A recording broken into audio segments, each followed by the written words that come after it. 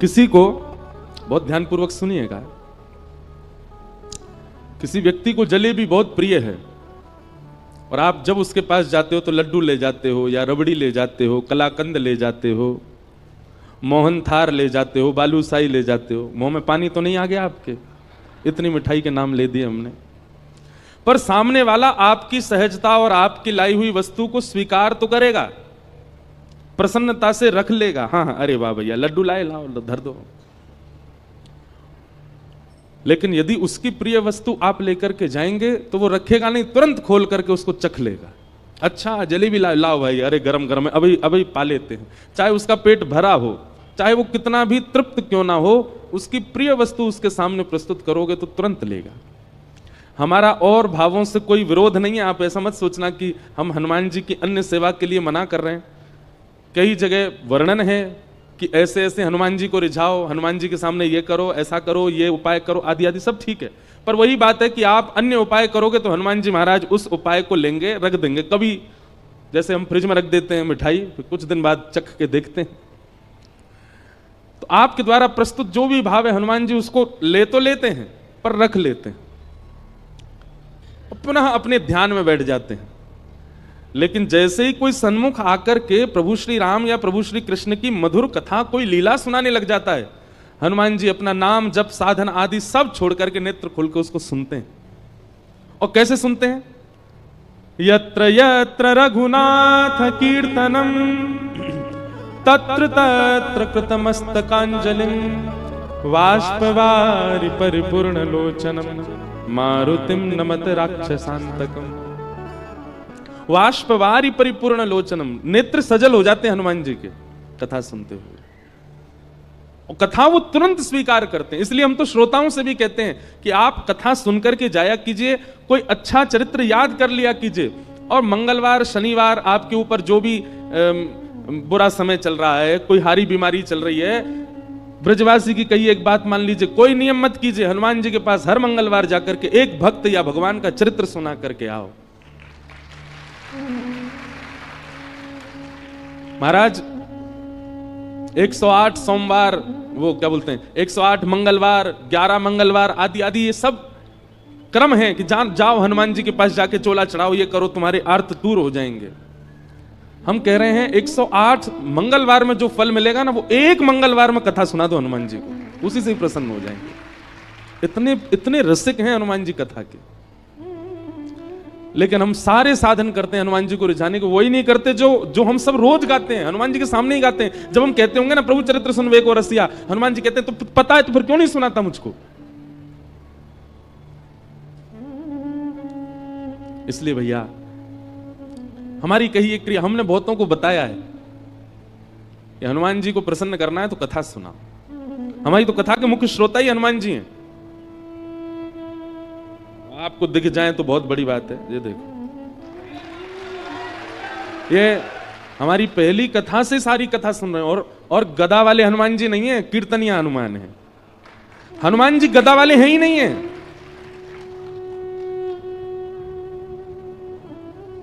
गदा पर अगर दृष्टि जा रही है तो इसका मतलब आप हनुमान जी का प्रभाव देख रहे हो। हनुमान जी का अगर स्वभाव खोजो, हनुमान जी के हृदय में झांक करके देखो, तो हनुमान जी गदा तो उठाते ही नहीं है, बहुत कम। वह उठाई थी राम रावण युद्ध में, उसके बाद हनुमान जी गदा साइड में रखी रहती है। हनुमान जी के हाथ में तो करताल रहते हैं, कीर्तन करते हैं। हनुमान जी के हाथ में तो वीणा रहती है, हनुमान जी वीणा बजाते हैं। चारू लता सखी के स्वरूप में निकुंज में जब राम जी जाते हैं तो रात भर वीणा सुना करके राम जी को सुलाने की सेवा है हनुमान जी की, वीणा बजाते हैं। पर हमको लगता है कि ये रौद्र हैं, ये भयानक हैं, ये आर्तों को नष्ट करना जानते हैं। 24 घंटा केवल वीर आसन में बैठ करके और हमारे दुख दारिद्रों को दूर करना ही इनका काम है। नहीं, हनुमान जी नहीं दुख दारिद्र दूर करते, अपने गणों को भेज देते हैं, जाओ इसका कंटक काट के आओ।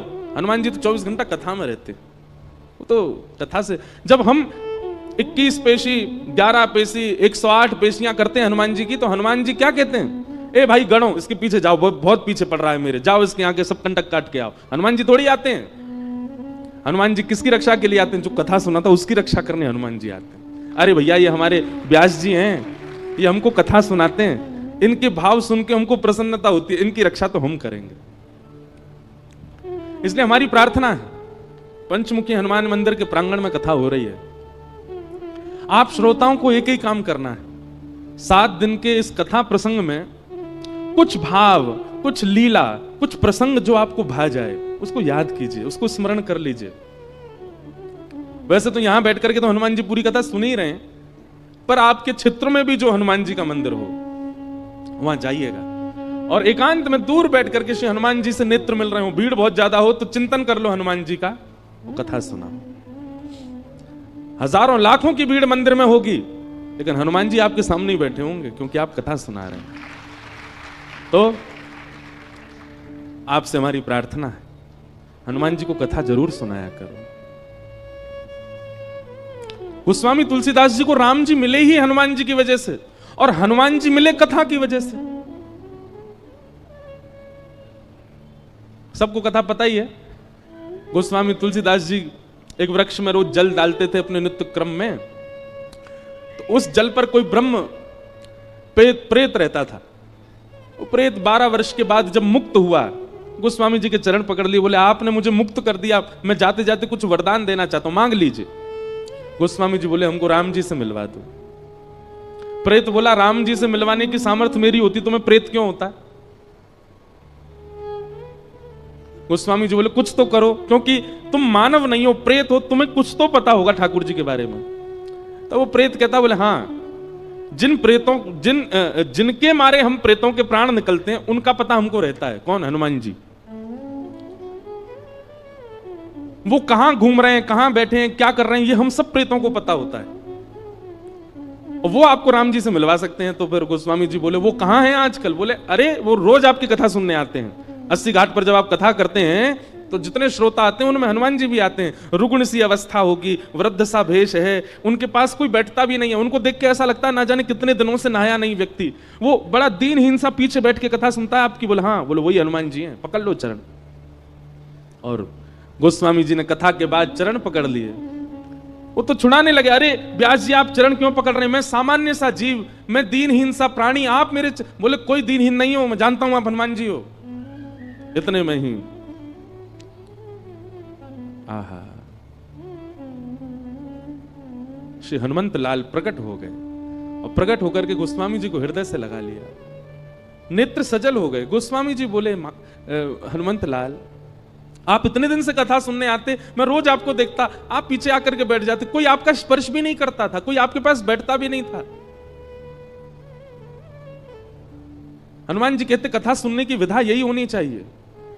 अपने आप को पुजवाने के लिए या सब मुझे देखें इस भावना से जो कथा में आता वो कथा सुन ही नहीं सकता। कथा तो वही सुन सकता है जो अपनी प्रभुता त्याग करके आवे, अपने रूप को बदल करके कथा में आवे, और जहां स्थान मिले चुपचाप बैठ करके प्रसंग सुने। ये कथा का स्वरूप होता है। अब मैं इस रूप में आऊं तो मुझे कथा कौन सुनने देगा, सब मेरे पांव पकड़ लेंगे, इसलिए मैं रूप बदल करके आता। गोस्वामी जी आपने बड़ी सुंदर सुंदर कथाएं सुनाई, मैं तो नित्य सुनता हूं आपको, आज आप दक्षिणा ले लीजिए, हमने कथा सुनी है आपसे, कोई दक्षिणा बताइए। बोले दक्षिणा में केवल राम जी दे दो हमको, ये बता दो राम जी कहां मिलेंगे। तब हनुमान जी ने पता बताया, बोले चित्रकूट जाइए, और श्री चित्रकूट में आपको रघुनाथ जी के दर्शन होंगे। तो भैया हनुमान जी केवल संकट हरण नहीं है, हनुमान जी केवल पीड़ा निवृत्ति करने वाले नहीं है, हनुमान जी केवल हमारे आर्तों को दूर करना जानते हैं, यही उनका काम नहीं है। ये सब तो उनके गण करते हैं, हनुमान जी नहीं करते। हनुमान जी तो केवल कथा के रसिया हैं, कथा श्रवण करते हैं। हनुमान जी जैसा भावुक कोई देव नहीं, हनुमान जी जैसा दयालु कोई देव नहीं। हमने समझा भले ही उनको बहुत रौद्र रूप में है, पर उन जैसा कोई कोमल नहीं है। सबको कथा पता है, लंका सिया सुध लेने जब जाना था, सारे बानर उछल रहे थे हम जाएंगे हम जाएंगे, हनुमान जी पीछे बैठे चुपचाप, उनको पता ही नहीं है कि मुझ में बल क्या है। एक बात याद रखिएगा, जो वैष्णव होता है, जो भक्त होता है, वो अपने गुण को ज्यादा प्रकाशित नहीं करता। जैसे किसी के अंदर कोई गुण होता है ना, वो उस गुण को इतना प्रकाशित कर देता है कि उसके चेहरे पर ही वो दिखने लग जाता है, इसमें ये गुण होगा। जैसे किसी के पास धन बहुत है, धनवान है, तो स्वरूप ही ऐसा बना के घूमेगा कि देखने वालों को पता चल जाए धनवान है। कपड़े कैसे, एक सरवट नहीं आ जाए उस पर, सीधे रखेगा, बैठेगा तो अदब से बैठेगा, गले में 2-4 जंजीर पहन के रहेगा सोने की, हाथों में इतनी सारी अंगूठी, छोटी छोटी से काम नहीं चलता, बड़ी बड़ी पहनेगा। फोन जेब में रख सकता लेकिन हाथ में ही रखेगा, सबको पता चले 2 लाख का फोन है मेरा। जूता चप्पल ऐसी टिमटिमा रहे होंगे उसके कि मानो जैसे कोई तारे चमक रहे हों। वो अपने स्वरूप से ही बता देता है कि मैं धनवान हूं। ऐसे ही धनवान व्यक्ति अपना स्वरूप बता देता है। बलवान व्यक्ति, कपड़ा फटे जा रहे हैं, निकल रहे हैं महाराज, यहां से हाथ निकल रहा है, यहां से छाती निकली जा रही है, चले तो हाथ यूं। हमारे साथ बेचारे 2 भैया हैं, ये तो बढ़िया हैं ना। पर बलवान व्यक्ति अपने रूप से ही दिखा देता है कि मैं बलवान हूं। अच्छा, ज्ञानी व्यक्ति भी अपने रूप से बता देता है कि मैं ज्ञानी हूं। त्रिपुंड लगा करके घूमेगा, गले में कम से कम 2-4 रुद्राक्ष की मालाएं पड़ी होंगी, कानों में भी रुद्राक्ष ही लटक रहे होंगे, और यहां त्रिपुंड, यहां त्रिपुंड, यहां त्रिपुंड, यहां त्रिपुंड। चले तो ग्रंथ हाथ में लेकर के, बैठे तो खड़ाऊं पहन के चट चट करता चले। बस पहनता तो मैं भी हूं, पर मैं स्वरूप से ज्ञानी दिखूंगा नहीं, हूं भी नहीं। गुरुदेव की उच्छिष्ट जो कृपा प्रसादी वही दे रहे हैं। पर कोई प्रचंड ज्ञानी हो, उसके रूप से पता चल जाता है वो ज्ञानी है, कोई भैया संभल के इसके सामने। पर वैष्णव जो होता है ना, वो विपरीत होता है। वो अपने समस्त गुणों को अंतर्मुख कर लेता है, अपने सारे गुणों को ऐसा कर देता है कि सामने वाले को ये लगे कि ये तो सामान्य है, ये तो कोई साधारण व्यक्ति है, इसको ज्यादा कुछ पता नहीं है। ये वैष्णव का गुण है। हनुमान जी ऐसे ही हैं। हनुमान जी ने हम सबको जो दिखा रखा है, एक प्रकार से हमको बहकावे में डाल रखा है कि भाई मेरी गदा देखो, मेरा रूप देखो, मेरा बल देखो, आदि आदि। हनुमान जी ने अपने वास्तविक रूप को छुपा रखा है। वे तो रसिक हैं कथा के, वे अत्यंत सौम्य हैं, वो अत्यंत सरल हैं, वो अत्यंत, अरे कोई जरा सा राम बोल दे तो नेत्र सजल हो जाते हैं हनुमान जी के, इतने इतने करुणावतार हैं। तो ऐसे श्री हनुमान जी महाराज की परम कृपा है कि हम उनको कथा सुनाने के लिए यहां आए हैं। हमारे पंचमुखी दुर्गा मंदिर, हनुमान दुर्गा मंदिर के समस्त हमारे पदाधिकारी गण और इस कथा के आयोजन करता, नियोजन करता, संकल्प करता, व्यवस्था करता, सबको हम व्यास मंच से प्रणाम करते हैं। सबको हम धन्यवाद कहते हैं कि आपने हमें बुलाया हनुमान जी को कथा सुनाने के लिए। आज तो बंधुओं कथा बहुत विलंब से शुरू हुई। एक तो हम डट नहीं रहे हैं, हम यहां से वहां भागे ही जा रहे हैं। इतनी भागदौड़ हो गई है कि इतने थक चुके हैं कि हमको 2-4 दिन कोई सुबह दे तो सोते ही रहे, इतना ज्यादा थकान है। लेकिन ठाकुर जी की कथा गाने में जो सुख मिलता है उसका तो कहना ही क्या है। व्यास मंच पर आते ही लगता है कि अब तो कथा सुनानी है, खूब भाव से सुनानी है। आज कथा विलंब से हुई है, पर कल हम आप सबसे निवेदन करना चाहते हैं कि आप लोग 1 बजे तक यहां आ जाइए, ताकि ठीक 2 बजे कथा प्रारंभ हो सके, और ठीक 5 बजे हम कथा। वैसे तो देखो हम समय से आने के थोड़े कच्चे हैं, 10-15-20 मिनट ऊपर जाता ही है, पर हमको ये नियम अपना बनाना है कि हम सोच रहे हैं भोपाल से ही बनाएं, हम समय पे आ जाएं। तो लेकिन उसके पहले क्लास तो भरी होनी चाहिए, क्लास में बच्चे आएंगे तभी तो टीचर आएगा। तो कल से आप सब लोग 1 बजे ही आ जाओ, ताकि हम 2 बजे कथा प्रारंभ कर दें। और विश्राम का समय 5 बजे का है। लेकिन हम अपनी कथा में एक बात कहते हैं कि जिस दिन कथा समय से ऊपर जाए, समझ जाना कि व्यास जी को आनंद आ रहा है, और जिस समय कथा समय से पूरी हो जाए, 5 बजे ही पूरी हो जाए, तो समझ जाना आज इनका मन नहीं लगा है कथा में, तभी 5 बजे पूरी कर गए।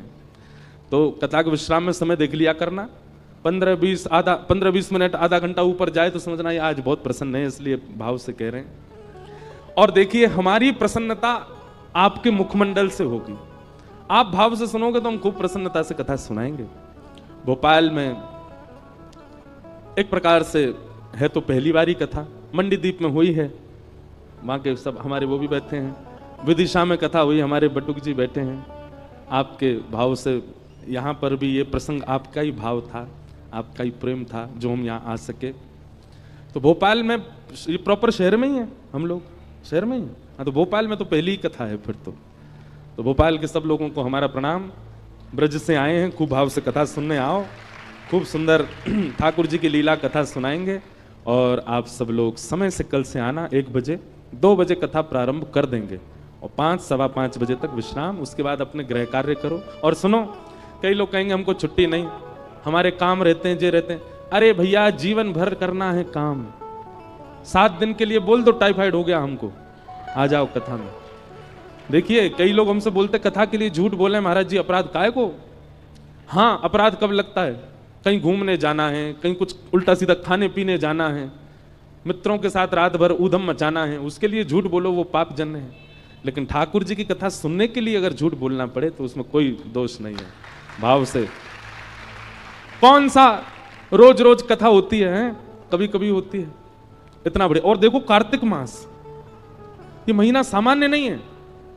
ठाकुर जी कहते हैं मेरी प्राप्ति यदि करनी है तो या तो 3 वर्ष बाद पुरुषोत्तम मास का प्रतीक्षा करो, या हर वर्ष आने वाले कार्तिक मास को सफल बना लो। ये कार्तिक मास का प्रारंभ ही है। अभी कल से ही तो प्रारंभ हुआ कार्तिक मास, आज दूसरा दिन है। मेरे लिए भी, मेरा तो हर दिन ही कार्तिक है, हर दिन ही कथा हो रही है हमारी तो। लेकिन आप सब लोगों के लिए सौभाग्य है कि कार्तिक मास में कथा हो रही है। हम नियम भी बताएंगे कल कि आप लोगों को क्या क्या कार्तिक मास में करना चाहिए। तो बड़े प्रेम और भाव से आप सब पधारे। आज प्रथम दिवस है कथा का। हम महात्म्य की चर्चा थोड़ी देर करेंगे और कल से बिल्कुल ठीक 2 बजे कथा प्रारंभ होगी। बोलो वृंदावन बिहारी लाल की जय। सच्चिदानंद रूपाय विश्वोत्पत्त्यादि हेतवे तापत्रय विनाशाय श्री कृष्णाय वयं नमः। यं प्रव्रजन्तमनुपेत अपेत कृत्यं द्वैपायनो विरह कातरया जुहाव पुत्रेति तन्मयतया तर्वोऽभिनेदु तं सर्वभूत हृदयं मुनिमानतोऽस्मि। कल कोई एक व्यवस्था अगर कर सकें, हमको क्या है, सूर्य सामने से है ना, तो श्रोताओं के चेहरे कम दिख रहे हैं। तो कल ऐसा कुछ प्रकाश, वैसे लाइट लगी है थोड़ी सी, ऐसी कुछ लगे कि सब दिखें, या फिर ये सामने से कुछ पर्दा आ जाए तो थोड़े कम हमको दिखें। आप सबके मुखमंडल से ही कथा निकलती है, आगे वाले तो दिख रहे हैं, अब पीछे वाले हमको बहुत कम दिख रहे हैं। इसलिए कुछ ऐसी व्यवस्था हो सके, नहीं हो तो कोई दिक्कत नहीं, पर कल से हो जाए तो और अच्छा। वैसे कल से 2 बजे से कथा होगी तो सूर्य तो ऊपर होंगे, हो सकता है उस समय ठीक रहे माहौल, बाकी हो जाए तो अच्छा। श्रीमद् भागवत का महात्म, महात्म यानी कि महत्व। बंधुओं, एक बात बहुत ध्यान से सुनिए। सत भगवान को कहा जाता है। सत यानी सत्य। ठाकुर जी का स्वरूप सत्य है।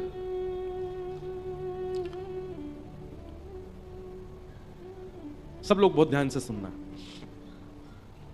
सत परमात्मा को जिस दिन आपने चैतन्य मान लिया, उसी दिन आनंद की प्राप्ति होने लगेगी। सच्चिदानंद रूपाय।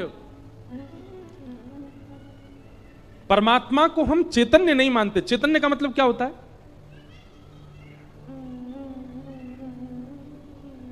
चैतन्य मतलब जैसे मैं चैतन्य हूं।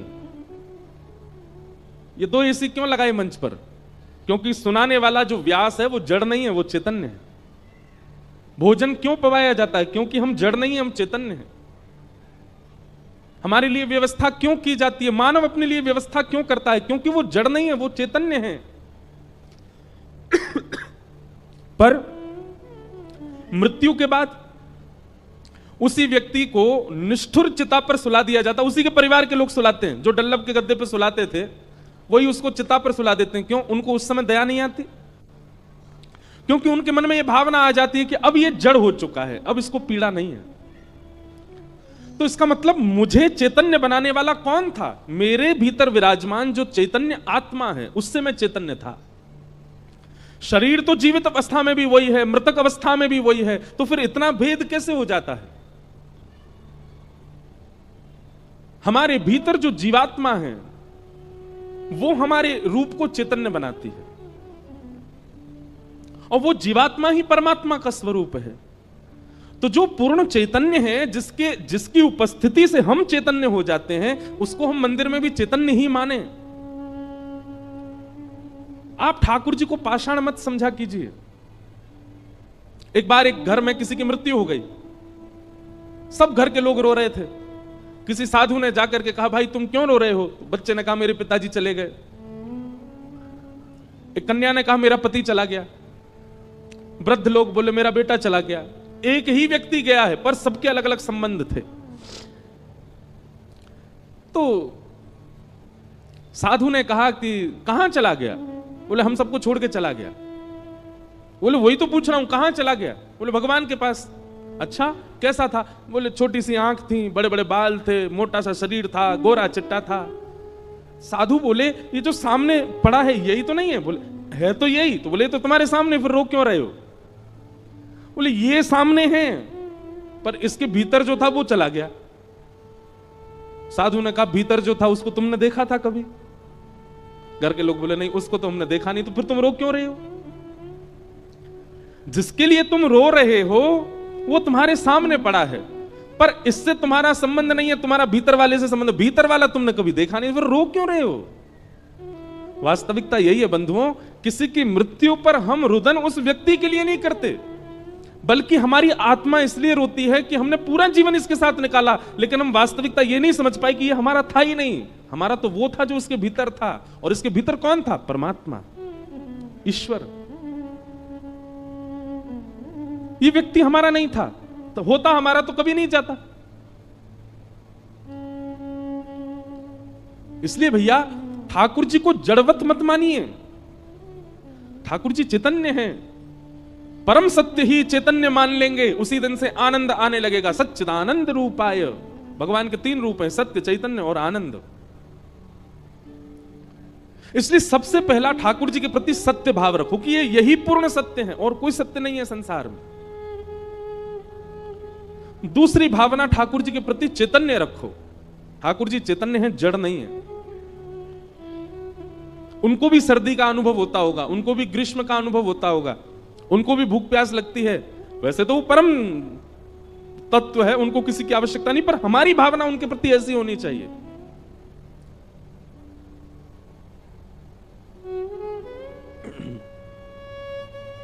सत्य, चैतन्य, और तीसरा ठाकुर जी का स्वरूप है आनंद।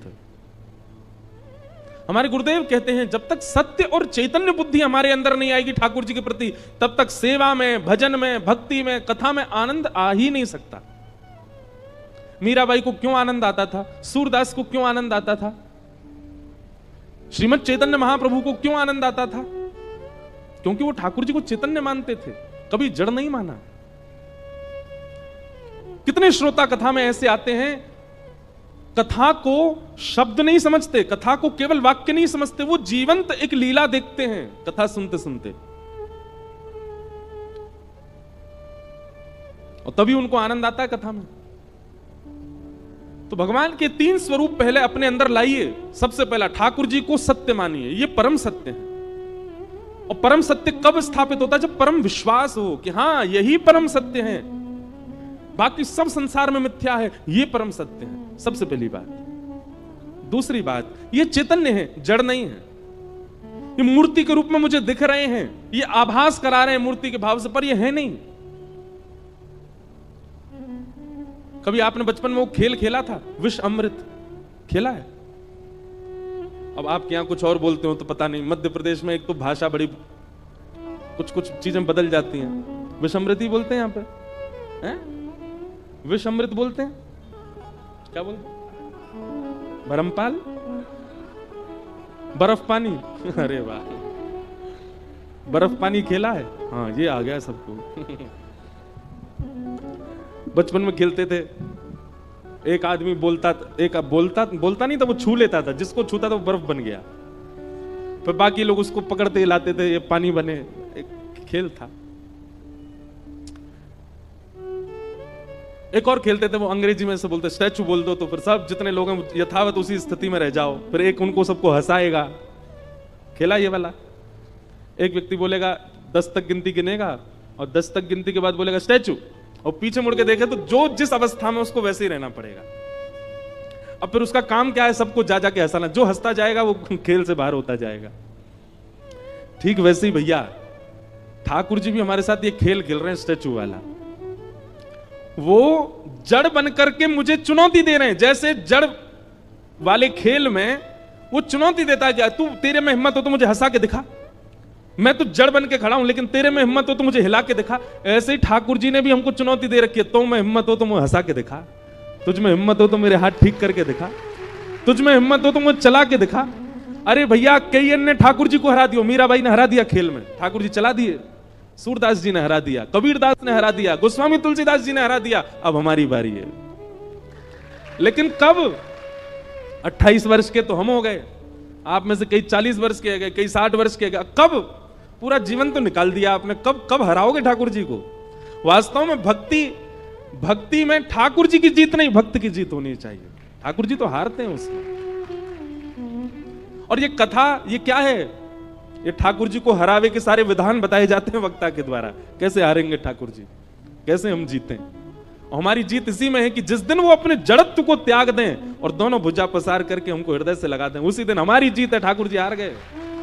लेकिन अभी क्या हो रहा है? ठाकुर जी जीत रहे हैं। कितना भी पंचामृत अभिषेक कर लो, कितना भी इत्र लगा लो, कितनी भी माला पहना दो, कितनी भी पोशाक पहना दो, यूं ही खड़े रहते हैं, हिलते ही नहीं है।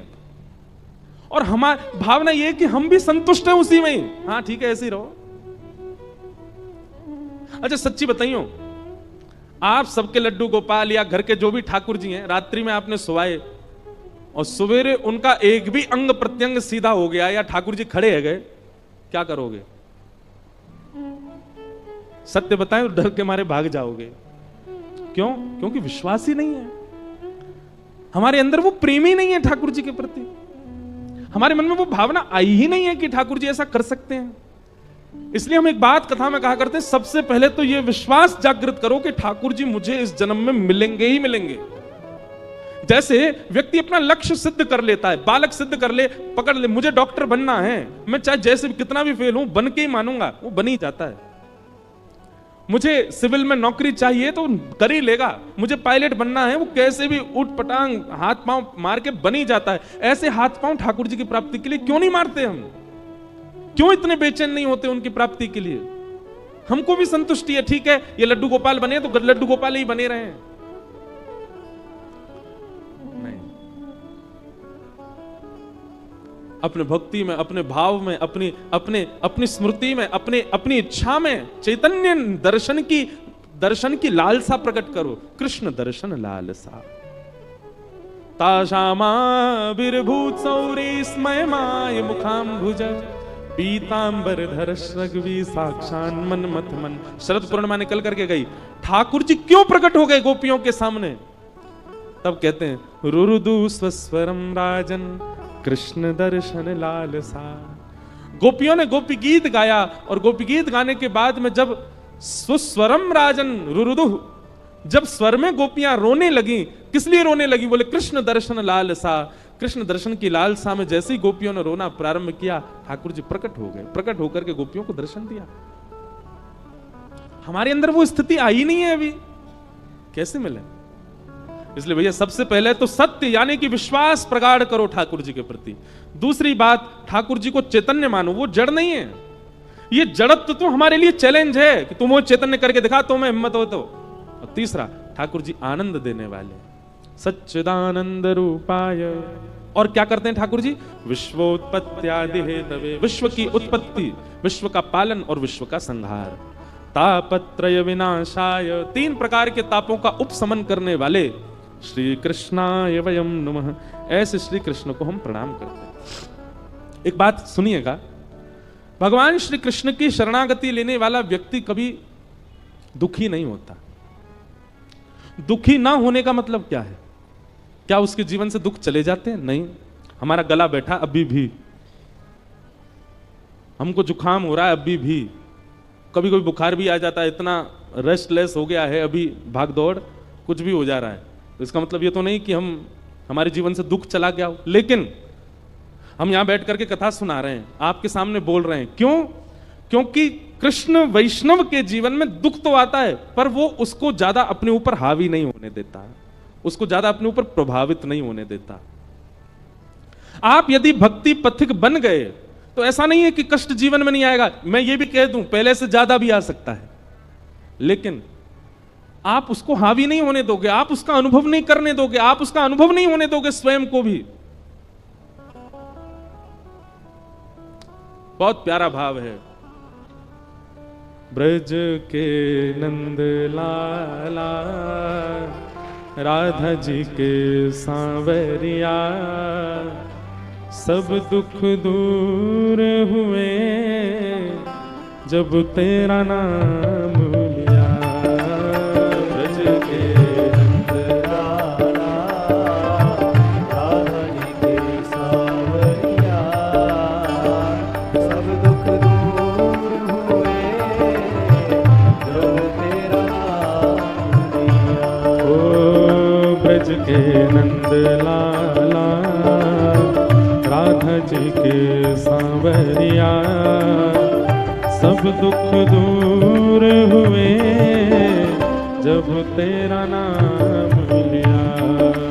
ब्रज के नंद लाला, राधा जी के सांवरिया, सब दुख दूर हुए जब तेरा नाम। देखो, एक बात तो हमको बहुत अच्छी लग रही भोपाल में, कि यहाँ के वैष्णव ताली बजा के गाते रहे हैं, लेकिन केवल ताली बजा रहे हैं, गा नहीं रहे हैं, गाना भी है। अभी तो बड़े सुंदर सुंदर पद आएंगे, भाव आएंगे कथा में, इसलिए गाना भी है। एक बात लिख लीजिएगा, ठाकुर जी को वही पा सकता है जो गाना जानता हो। जिसने भी पाया गा के ही पाया, चाहे किसी का नाम उठा लीजिए आप, एक नाम मुझे आप ऐसा नहीं बता सकते जिसने ठाकुर जी को बिना गाए पा लिया हो। और गाने का मतलब स्वर की बात नहीं है, गाने का मतलब राग की बात नहीं है, गाने का मतलब अनुराग की बात है, भाव की बात है।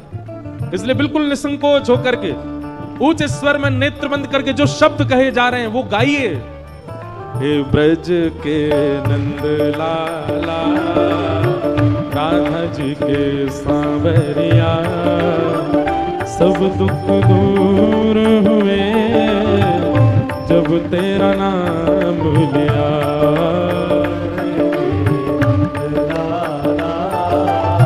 राधा जी के सांवरिया, सब दुख दूर हुए जब तेरा नाम लिया। ओ सब दुख दूर हुए जब तेरा नाम लिया।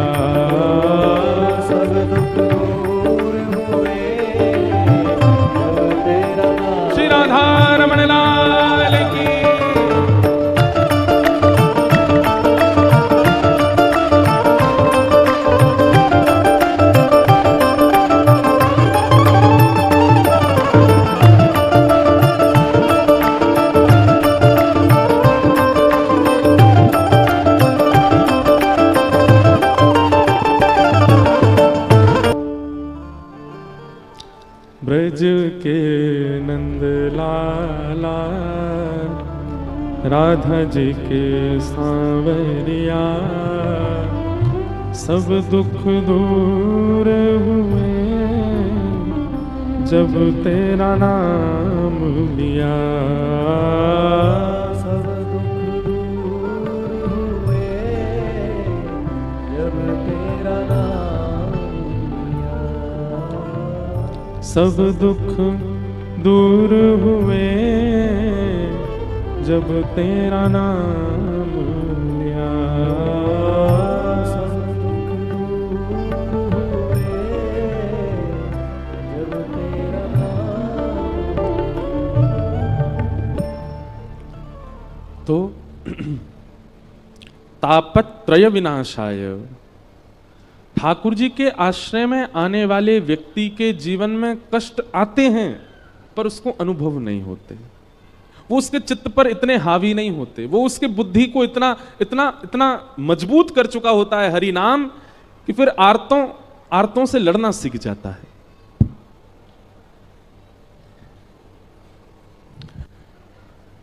वैक्सीन लेने के बाद में, जैसे वैक्सीन लेते हैं ना, पोलियो की भी बच्चों ने, हम लोगों ने बचपन में ली है, और भी कई सारी बीमारियों की बचपन में ही हमको वैक्सीन आदि दे दी जाती हैं। और फिर ये कोविड आया, इसकी तो ली है कई लोगों ने। वैक्सीन का मतलब क्या होता है कि बीमारी तो आसपास घूमेगी, बीमारी तो आपके ऊपर आ भी सकती है, पर आप भीतर से इतने बिल्ड हो जाओगे, आप इतने बलवान हो जाओगे कि वो बीमारी आप पर हावी ना हो सके। ठीक वैसे हरिनाम है, जितना नाम जब करेंगे, कथा श्रवण करेंगे, हरिनाम संकीर्तन करेंगे, तो इससे प्रभाव क्या होगा कि जीवन में आर्त तो आएंगे, संकट तो आएंगे, विपत्ति तो आएगी, पीड़ा तो आएगी, पर वो भीतर से आपको इतना मजबूत कर चुका होगा कि आप उसका प्रभाव आप पर नहीं होगा, आप उससे विचलित नहीं होगे, आप उससे टूटोगे नहीं। ये हरिनाम का प्रभाव है। इस प्रकार भगवान के रूप का वर्णन किया गया। श्रीमद् भागवत जी की रचना किस लिए हुई, यह बात श्री सौनकादि ऋषियों को सूत जी महाराज ने बताई। नारद जी महाराज पृथ्वी पर भ्रमण करते करते जब वृंदावन गए, तो वृंदावन में उन्होंने ज्ञान वैराग्य को वृद्धावस्था में देखा, और उनकी मां भक्ति को उन्होंने युवावस्था में देखा। बहुत ध्यान से सुनो, थोड़ी देर और महात्मा हम पूरा कर रहे हैं, फिर कथा को विराम देंगे। आज कलश यात्रा भी रही, और कई लोग मेरे ख्याल से 1 बजे से ही बैठे थे कि 2 बजे से कथा प्रारंभ होगी। बहुत विलंब तो हो गया है, पर कल से कथा 1 बजे ही शुरू होगी। थोड़ी देर और श्रवण करो बिल्कुल शांति से। तो नारद जी महाराज ने जब देखा कि भक्ति महारानी युवा और उसके पुत्र ज्ञान वैराग्य वृद्ध हो चुके हैं, तब ज्ञान वैराग्य की वृद्धावस्था को दूर करने के लिए उन्होंने उपाय पूछा।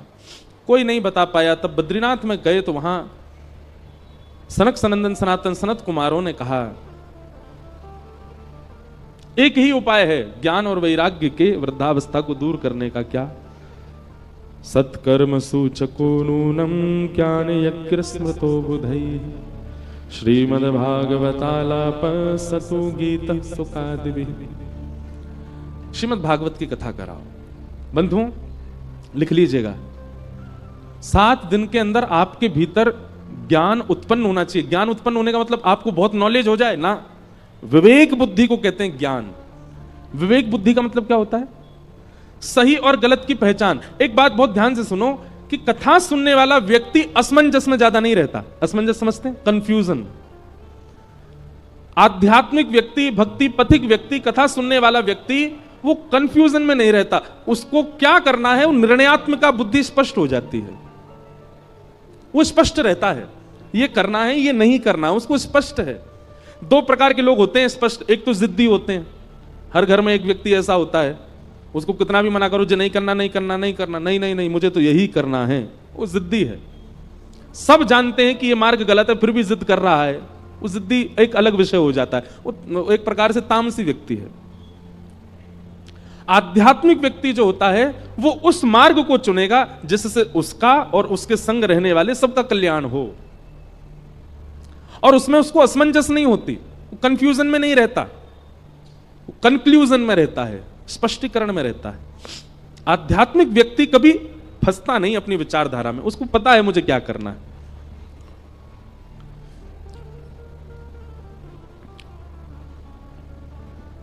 समझ में आई बात? इसको कहते हैं ज्ञान।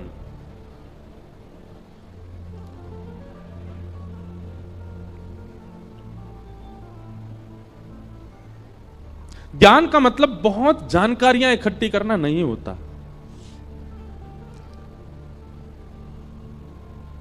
ज्ञान का मतलब विवेक बुद्धि, सद और असद की पहचान रखना, इसी को ज्ञान कहते हैं, और वो कथा से प्राप्त होता है। और भक्ति के दूसरे पुत्र का नाम है वैराग्य। वैराग्य मतलब सब छोड़ देना नहीं होता, सबके मध्य रहते हुए भी किसी से आसक्ति ना रखना, इसको वैराग्य कहते हैं। सबके मध्य रहते हुए भी किसी में फंसना ना, इसको वैराग्य कहते हैं। जैसे प्रहलाद जी महाराज वैरागी थे। क्यों? राक्षस कुल में रहते थे। राक्षस पिता, राक्षस चाचा, राक्षस ताऊजी, राक्षस भैया, राक्षस मौसी, राक्षस बुआ, सब राक्षस थे। लेकिन सबके मध्य में रहते हुए भी जो राक्षस करते हैं वो प्रहलाद जी ने नहीं किया, इसलिए वो वैरागी। कई बच्चे मेरे पास आते हैं, हम सुबह मिलने का एक समय रखते हैं, यहां भी होगा 11 से 12 पर। कल नहीं मिलेंगे हम, परसों से मिलेंगे। श्री लाल जी विराज रहे हैं, उनके दर्शन का भी समय है। तो जो लोग दूर से आते हैं वो 11 बजे ही आ जाओ, सब कहेंगे ले कल 1 बजे बुला रहे थे, अब यूं करें 11 बजे आओ, तो हम पीछे रुके, वहां आओ 11 से 12 दर्शन करो लाल जी का, हम मिलेंगे, उसके बाद सीधे पंडाल में आके बैठ जाओ, 2 बजे से कथा होगी।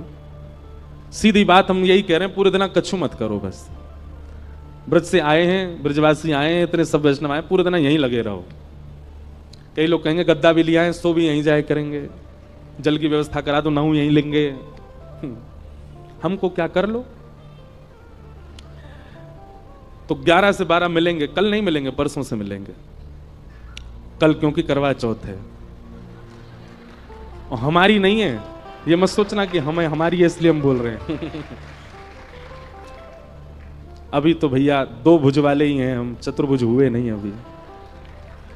जो चतुर्भुज बैठे हैं यहां पर, कई तो चतुर्भुज लेके संग ही बैठे हैं, कई 2 भुजा घर छोड़ के बैठे हैं। तो कल आप सब लोगों की बड़ी जो है विशिष्ट दिन है। अच्छा, एक बात मैंने देखी है, करवा चौथ का प्रसंग कहते ही सब हंसने लगते हैं, पता नहीं क्यों। जिनका ब्याह हो गया वो मुझे इशारा कर रहे हैं, बोले आपको भी पता चलेगा। और ये बड़ा शुद्ध दिन है। क्या कैसा ममत्व होता है माताओं के चित्त में। फिर वो आती है अहोई अष्टमी, उस दिन माताएं अपने बच्चों के लिए व्रत करती हैं। हमको तो ऐसा लगता है कि अच्छा, एक बात आपने कभी गौर की, व्रत का नियम मां को ही क्यों है, कभी भाइयों को क्यों नहीं है? कभी विचार किया इस बात पर? हम बताएं। दान उसी से मांगा जाता है जिस पर धन बहुत हो, दान उसी से मांगा। अब जैसे कई बार कथा कहीं होती है तो कई कमेटी के लोग कराते हैं, तो वो बड़े बड़े धनवानों के यहां जाते हैं, बोले कथा हो रही है कुछ योगदान करिए। क्यों सामान्य के यहां क्यों नहीं जाते? उसका घर से ही पता चल रहा है भाई सामान्य है, इससे क्या मांगे हम, जो खुद का ही भरपाई कर ले। लेकिन जिसका दिखता हाँ घर गाड़ी सब बढ़िया संपन्न है, तो उससे कहते हैं भाई कथा हो रही है उसमें थोड़ा योगदान दो। ठीक वैसे ही माताओं को व्रत क्यों और अपने लिए नहीं कर रही हैं, वो कल का व्रत पति के लिए, अहोई अष्टमी का व्रत बेटा के लिए, बच्चों के लिए, बेटी के लिए, बहुत सारे व्रत होते हैं। और मां कभी अपने लिए व्रत करती ही नहीं है। सोमवार के व्रत किस लिए? बोले अच्छा पति मिल जाए इसलिए सोमवार के व्रत।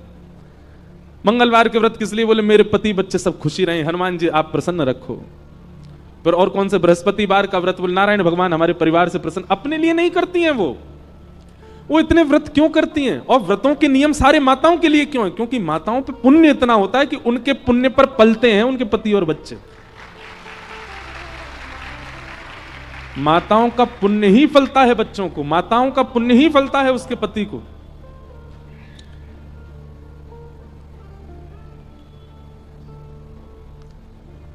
जिस घर में माताओं का बहुत सम्मान होता है उस घर में बालक जन्म नहीं लेते, देवताओं के अंश आते हैं। यहां माताओं का बहुत सम्मान है, देवता ही जन्म लेते हैं। तो हमको कभी कभी ऐसा मन में भाव आता है, शास्त्रीय बात तो नहीं है पर मन में भाव आता है कि जब मां हमारे लिए इतना करती है, पत्नी हमारे लिए इतना करती है, हमको भी करना चाहिए। भाई लोगों को भी व्रत रखना चाहिए। दोनों संग ही जल पियो। पत्नी चंद्रमा देख के व्रत तोड़े, आप पत्नी को देख के व्रत तोड़ो। और यही करना चाहिए अहोई अष्टमी को बच्चों को। और बच्चे तब जब थोड़े युवा हो गए हों, 18 वर्ष के हो गए हों, उनको भी कुछ नहीं खाना पीना चाहिए। अपनी मां के लिए व्रत करो, उनकी दीर्घ आयु के लिए व्रत करो। व्रत क्यों किए जाते हैं? हमारी आयु 2 चीजों पर निर्भर होती है, अन्न और शब्द। इसलिए व्रत 2 ही होते हैं, अन्न व्रत और मौन व्रत। ये व्रत 2 क्यों होते हैं? हम जितना बोलते हैं उतनी आयु घटती है और जितना खाते हैं उतनी आयु घटती है।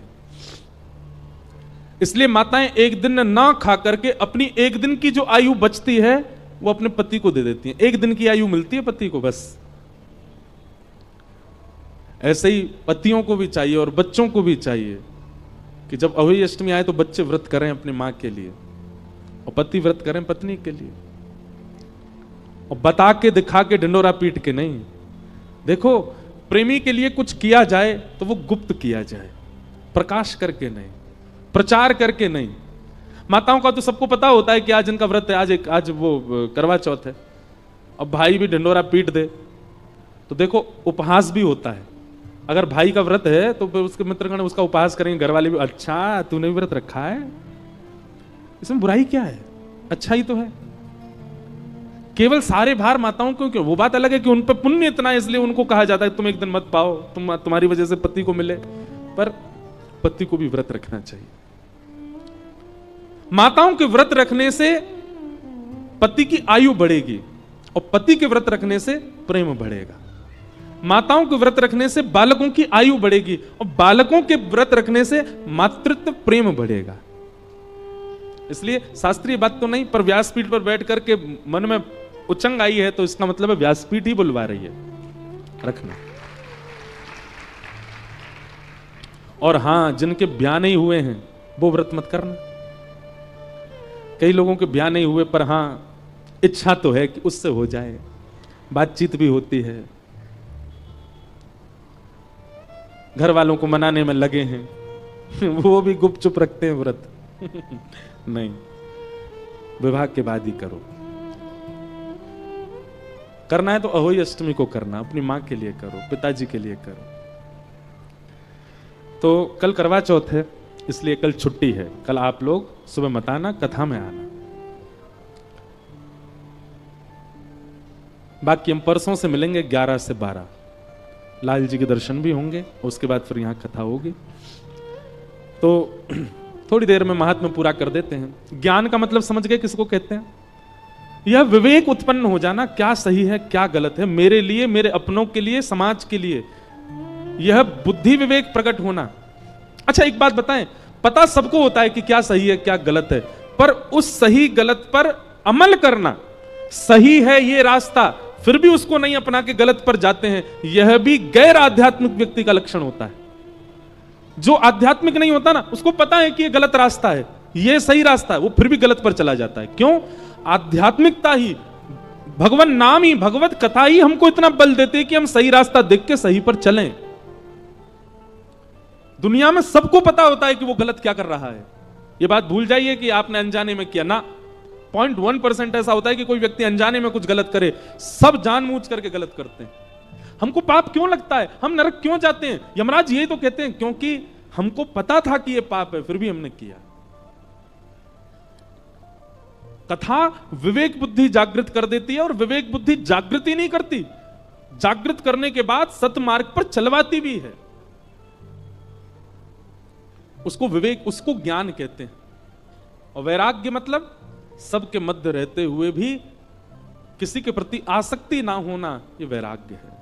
सब छोड़ देना उच्चतम वैराग्य नहीं है, सबके बीच रह के किसी के प्रति ममत्व ना होना, ये उच्चतम वैराग्य है। जैसे प्रहलाद, जिनका मैं उदाहरण दे रहा था, तो मैं ये बात कह रहा था, कई बच्चे आते हैं और बच्चे आकर के बोलते हैं महाराज जी हम कॉलेज में रहते हैं, हम यूनिवर्सिटी में रहते हैं, हम पीजी में रहते हैं, हम हॉस्टल में रहते हैं, वहां तो ये सब गंदा खाते हैं, बच्चे सब ऐसा करते हैं, ये करते हैं, हम कैसे बच्चे? भाई देखो, जब दृढ़ता आ जाती है ना चित्त में, आपको पूछना नहीं पड़ता, आप वो खाओगे ही नहीं जो आपके बस का नहीं है। मुझे भिंडी प्रिय नहीं है तो चाहे लाख भिंडी बनी हो मैं खाऊंगा, नमकीन से रोटी खा लेंगे लेकिन भिंडी नहीं खाएंगे। हमको करेला भी, करेला सब जगह का प्रिय नहीं, किसी किसी के हाथ का ही प्रिय है। थोड़ा कड़वा बनता है ना, कई लोग होते हैं वो कड़वा नहीं बनाते, अच्छा बना देते तो उनका करेला अच्छा लगता है।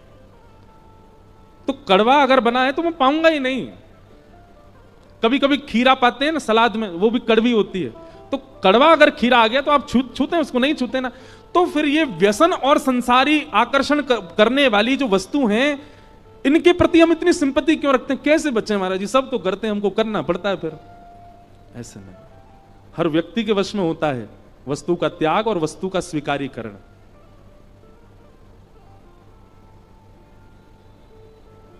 हम विदेश में रहते हैं, ऐसा, ये सब बहाने हैं।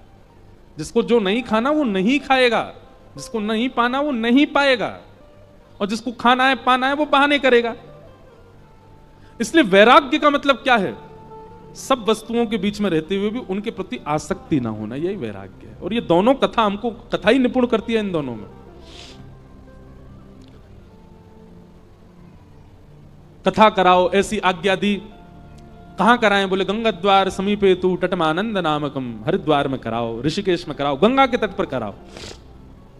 गंगा के तट पर भागवत की कथा हुई, सनत कुमार वहां व्यास बनकर के आए, अनेक जन पधारे, हजारों की तादाद में देवी देवता ऋषि महर्षि सब लोग कथा सुनने के लिए आए। तभी वहां भक्ति ज्ञान वैराग्य तीनों ने प्रवेश किया। भक्ति सुतौ तौ तरणौ गृहीत्वा प्रेमैक रूपा सहसा विरासित, श्री कृष्ण गोविंद हरे मुरारे नाथेति नामानि मुहुर वदंती।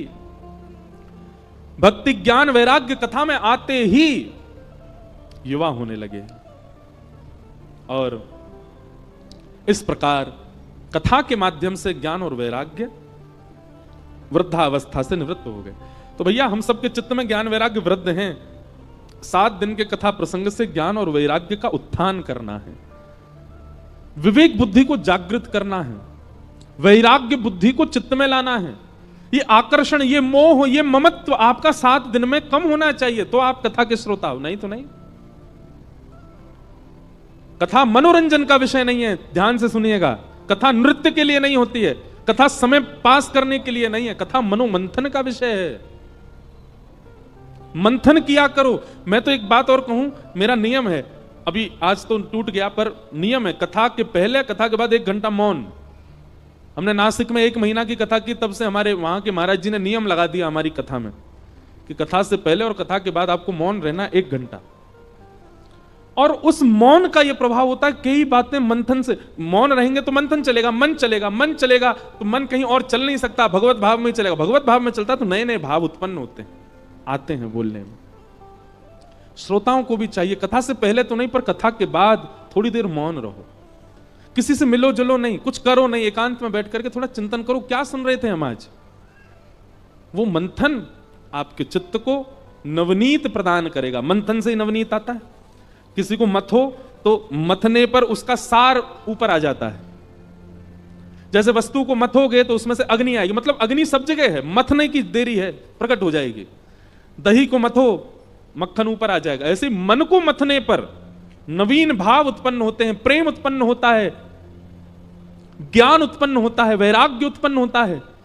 और जब ये सब उत्पन्न होते हैं, ये सब नवनीत के समान, नवनीत यानी मक्खन के समान है। किसी दिन आपके चित्त के भाव का हरण करने ही श्याम सुंदर आ जाएंगे, क्योंकि आपने मथा बहुत है अपने आप को। इसलिए मंथन करो, चिंतन करो। क्या कहते हैं व्यास जी? हमारे कई कथा के ऐसे ऐसे श्रोता हैं, हर कथा की इतनी मोटी मोटी थीसिस बनाते हैं। वो एक वाक्य को उस पर चिंतन करके कितने भाव लिख देते हैं। कई सारे श्रोता भी ऐसे हो गए, अच्छा लगता है। वो उन्हीं के काम आने वाली चीज है, मेरे काम नहीं आना है, उसी के काम आएगा। पर दुर्भाग्य है, हजारों की भीड़ आती है कथा में, बदलते 10 ही हैं बस। लाखों की भीड़ आती कथा में, बदलते 100 ही हैं बस। हमारे पिताजी कहते हैं भीड़ कितनी ये बड़ी बात नहीं, सुनने वाले कितने ये बड़ी बात है, समझने वाले कितने ये बड़ी बात है, बदलने वाले कितने ये बड़ी बात है। स्कूल में तो 4000 बच्चे पढ़ते हैं, पर IAS ऑफिसर 1 या 2 ही निकलते हैं। 4000 बच्चे एक साथ अटेंडेंस करते हैं स्कूल में, पर डॉक्टर 5 ही निकलते हैं। 4000 बच्चे जाते हैं स्कूल पर, कोई ऊंची श्रेष्ठ पदवी पर निकलने वाले उनमें से 5-6 ही होते हैं। 4000 बच्चे जाते हैं स्कूल, उन 4000 में से दूषित कर्म करने वाले, गलत खाने वाले, गलत पान करने वाले, उल्टे सीधे कामों में पड़ने वाले 400 निकलते हैं। कथा में आना बड़ी बात नहीं है, कथा में तो बहुत लोग आते हैं। कथा से सीख करके जाना बड़ी बात है, कथा से स्वयं को परिवर्तित करके जाना बड़ी बात है। नहीं तो आप समय व्यर्थ कर रहे हो यहां बैठ करके। इसलिए भैया ज्ञान और वैराग्य दोनों उत्पन्न होने चाहिए अंतिम दिन तक कथा के, नहीं तो आपका कथा सुनना और मेरा सुनाना दोनों व्यर्थ हो जाएगा। हमारे पूज्य नाना जी एक बात कहते थे, लाला व्यास बनना बड़ो आसान काम है, पर व्यास के ऊपर दायित्व तो बहुत बड़ा है। मैंने कैसे नाना जी? तो हमारे नाना जी कहते हम व्यासों से भी पूछताछ तो होगी, तो तुमको व्यास बना के भेजा था, और तुम्हारे पूरे जीवन को अगर देखें तो तुमने कम से कम, नहीं तो अब तो बहुत भीड़ आती है कथा में, तो उस अनुसार लगा लें अगर अनुमान, मान लो संपूर्ण जीवन में 50 लाख लोगों को कथा सुनाई, अब तो लाइव में भी सुनते हैं तो उस अनुसार तो, और मान लो 1 करोड़ लोगों को कथा सुनाई अपने पूरे जीवन में। ब्रह्मा जी कहेंगे तुम्हारी कथा में आने वाले लोगों की संख्या थी 1 करोड़ पूरे जीवन में, लेकिन परिवर्तन हुआ केवल 150 का। तो बचे हुए जो 1 करोड़ में से 150 हट करके जितने बचे, वैसे इतने कम तो नहीं होंगे, 1000-1500 तो बदल ही जाएंगे, 1000-1500 मान लो बदल गए, तो फिर ब्रह्मा जी बाकियों का पूछेंगे ये क्यों नहीं बदले। अब उस समय अगर हम जैसे स्कूल में क्लास में 40 में से 5 बच्चे पास बाकी के फेल, तो प्रिंसिपल बुला लेगा टीचर को, क्या पढ़ाते हो तुम, सारे बच्चे फेल हो गए तुम्हारी क्लास के। ऐसे ही वक्ता को भी जवाब तो देना पड़ेगा। हमारे नाना जी कहते थे, या हमारे लाला जितनो है सके कथा में इस भाव को रखा करो कि लोग बदलें। लटके झटके और ये सब बातें कथा मंच का विषय नहीं है। कथा मंच चुटकुला सुनाने का विषय नहीं है। कथा मंच बहुत गरिमा में मंच है, बहुत व्यवस्थित मंच है। जितनी ज्यादा भीड़ उतनी चिंता होनी चाहिए व्यास को, वो पीछे बैठे वाले व्यक्ति को समझ आ रहा है कि नहीं, वो परिवर्तित होगा कि नहीं, इस चिंता में आकर के कथा सुनावे तो उसका कथा सुनाना सार्थक है, नहीं तो नहीं। ऐसी भाव। तो ज्ञान और वैराग्य ये मूल भाव। भक्ति और ज्ञान और वैराग्य तीनों युवा हो गए। तत्पश्चात फिर धुंधुकारी की कथा सुनाई गई। क्यों? नारद जी ने प्रश्न किया था कि कथा सुनने से कौन कौन से पापी निवृत्त होते हैं। तब सब पापों का नाम लेते हुए अंत में कहा, पितृमात्र दूषका सत्येन हीना पितृमात्र दूषका, जो सत्य विहीन है और माता पिता से द्वेष करता है, ऐसा व्यक्ति भी कथा सुने तो कथा पवित्र करती है। ये बात सुनकर के नारद जी महाराज बोले ऐसा नहीं हो सकता। बोले वास्तविक है। बोले कैसे है? तब धुंधुकारी की कथा सुनाई, जो कि मर करके प्रेत बना था और श्रीमद् भागवत जी की कृपा से प्रेत योनि से मुक्त होकर के भगवत धाम को प्राप्त हो गया। इस प्रकार भागवत जी का महात्म सुनाया गया। उन महात्म को हम प्रणाम करते हैं। और कल से प्रथम स्कंद से कथा प्रारंभ होगी। ठीक 2 बजे कथा प्रारंभ होगी। आप सब लोगों से विनम्र निवेदन, 1 बजे तक आप अपना स्थान ग्रहण कर लीजिए। भागवत जी की आरती, और आरती के बाद आज प्रथम दिवस का विश्राम होगा। आरती के बाद सूचना, या अभी है कोई? नहीं, आप ही बोल दें। कोई सूचना है आप लोग श्रवण करो। आरती करके ही सब लोग यहां से प्रस्थान कीजिएगा। जय श्री कृष्ण, जय सिया राम, जय सिया राम, जय श्रीमन नारायण, जय श्रीमन नारायण, जय श्री राधे, जय 2 मिनट श्री राधे। हरि नाम संकीर्तन के बाद फिर कथा को विराम देंगे। हरि शरणम हरि शरणम हरि शरणम हरि शरणम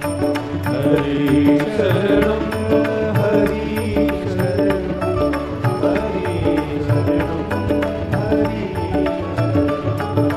हरि शरणम हरि शरणम हरि शरणम हरि शरणम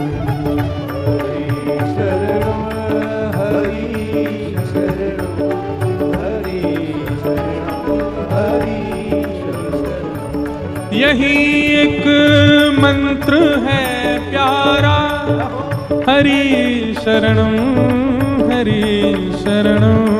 यही एक मंत्र है प्यारा, हरि शरणम हरि शरणम।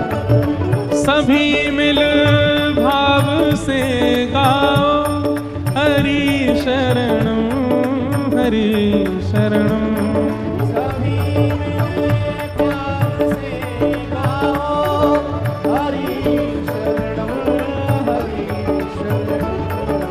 हरि शरणम हरि शरणम हरि शरणम हरि शरणम हरि शरणम हरि शरणम हरि शरणम।